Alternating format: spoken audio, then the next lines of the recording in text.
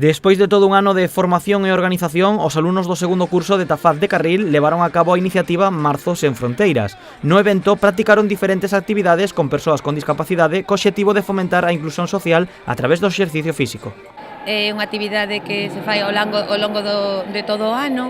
É unha actividade que chamamos de por proxectos, nos que preparamos este evento, pero a base de coñecementos dos distintos persoas con discapacidade. Entón, o que facemos é ir aos colexios, coñecer a xente que vai vir, despois veñen a noso colexio, tamén impartimos algunhas clases. Entón, ao final, o evento final este, o de Marzo Sen Fronteiras, que facemos con 5 colexios de Vilagarcía, de persoas con discapacidade.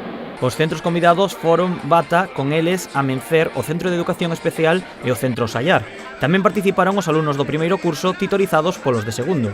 O evento naceu hai 5 anos para converter en realidade un traballo académico. O proxecto foi medrando incorporando materias novas, converténdose xa nunha proposta multidisciplinar. Llevamos ya 2 años ampliándolo y siendo multidisciplinar, lo que quiere decir que hemos metido a gente de música, gente del bachillerato de artes, gente de la biblioteca, de tal forma que va creciendo y vamos involucrando muchísimo más a lo que es la comunidad educativa del centro.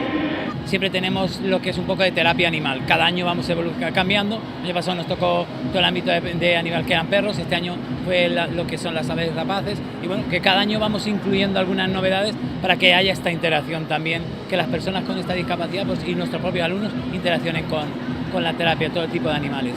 Son moitas as actividades que se realizan neste evento, entre as que se encontran carreiras, tai chi e capoeira, todas xestionadas polo alumnado que organiza a cita a custo cero buscando patrocinadores que colaboren.